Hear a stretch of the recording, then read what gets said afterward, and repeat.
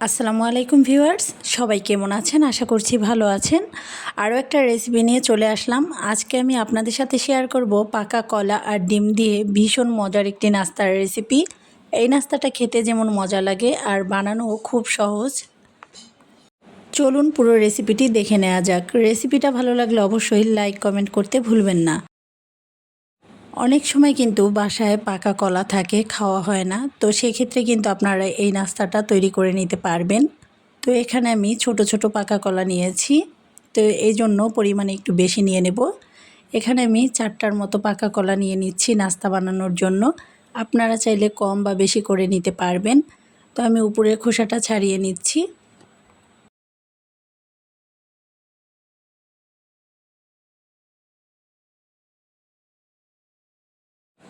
সবগুলো কলার আমি উপরে খোসাটা ছাড়িয়ে নিয়েছি। এবার আমি এর মধ্যে নিয়ে নিচ্ছি একটি ডিম। এখন আমি ডিম আর কলাটাকে একটা চামিচের সাহায্যে ম্যাশ করে নিচ্ছি।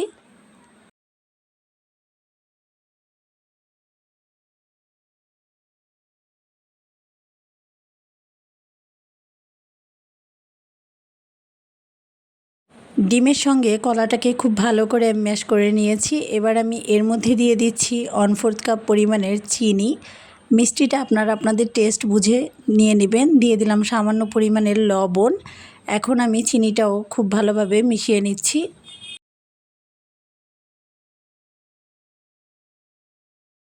এই পর্যায়ে দিয়ে দিচ্ছি 1 কাপ পরিমাণের আটা। আপনারা চাইলে এখানে ময়দা ব্যবহার করতে পারবেন। দিয়ে দিলাম 1 টেবিল চামচ পরিমাণের গুঁড়া দুধ আর 1 টেবিল চামচ পরিমাণের রান্নার তেল, 1 টেবিল চামচ পরিমাণের কালো জিরা।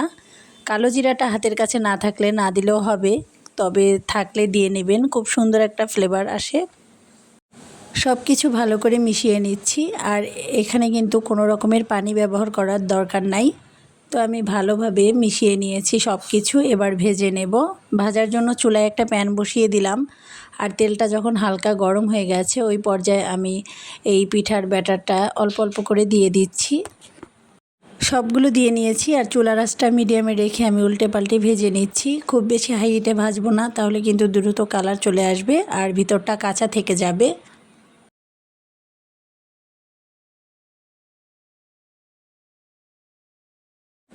5 থেকে 6 মিনিটের মধ্যে কিন্তু এই নাস্তাগুলো ভাজা হয়ে গেছে। দেখতেই পাচ্ছেন খুব সুন্দর কালার চলে আসছে। এবার আমি তেল ছেঁকে তুলে নিচ্ছি। এর থেকে বেশি ভাজবো না। তো দেখতেই পেলেন খুব সহজে কিন্তু এই নাস্তাটি তৈরি করে নেওয়া যায়।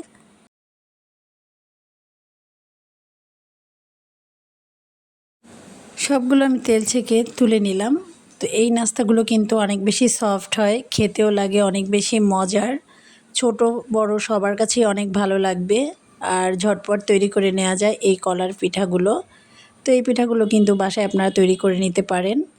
তো আশা করছি এই রেসিপিটা আপনাদের ভালো লেগেছে। ভালো লাগলে অবশ্যই লাইক কমেন্ট এবং শেয়ার করতে ভুলবেন না। সবাই ভালো থাকবেন। আল্লাহ হাফেজ।